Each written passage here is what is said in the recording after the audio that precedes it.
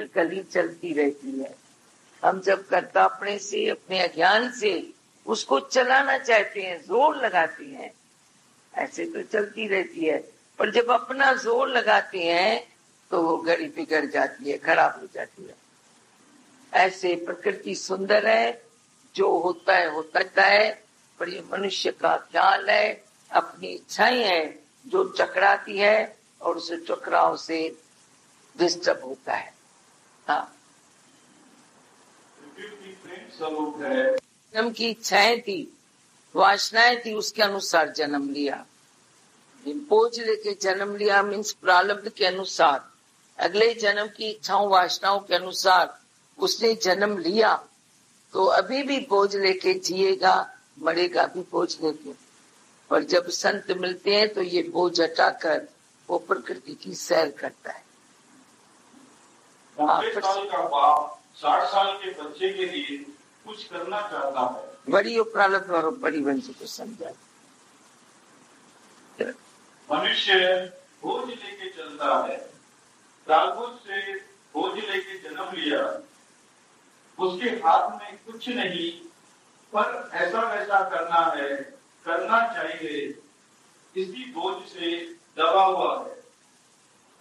जो अपने को नहीं करता है वह अपने आप कुल हो जाता है। 90 साल का बाप 60 साल के बच्चे के लिए कुछ करना चाहता है। 60 साल का बेटा होता है देश काल पात्र देख के बात करना, ये ज्ञान बताना। या हमारी भी ऐसी बात होती थी कि देश काल पात्र सब देख के फिर ये ज्ञान की बातें बताना। और मैं तो ऐसा देख रही हूँ, ये जो ज्ञान की बातें है वह एवं तुच्छ है। एवं तुच्छ सब जगह पर, सब व्यक्तियों के लिए, सब समय में वो एक है, जरूरी है। अब देखो कोई भी समय है, तुम बोलते हो 1 साल पहले की वाणी आज कैसे चली करती है, वही नृत्य है। विकारों का काम क्रोध लोभ मोह अहंकार 1 साल पहले भी वही था, आज भी वही है। बाद में अगर डिस्टर्ब करने वाला कोई नृत्य होगा तो भी यही विकारों का नृत्य होगा। तो वाणी इसलिए सब जगह पर, सब समय में यह टैली करती है। कभी तो मैं देखती हूँ कितने लोग कहीं कहीं ये वाणियां बेचती हैं और उस वाणियों से वे कैसे ठीक हो जाती हैं। उस दिन जो ये एक हमारा संत आया उर्ची से, वो वाणी पर जगरने लगा।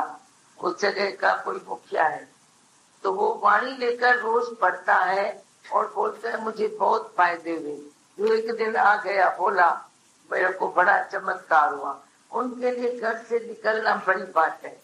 घर से निकल के पहुंच गया तो बोलता है चमत्कार हो गया। देखो ये भी कोई बात है, पर उसके लिए चमत्कार हो गया।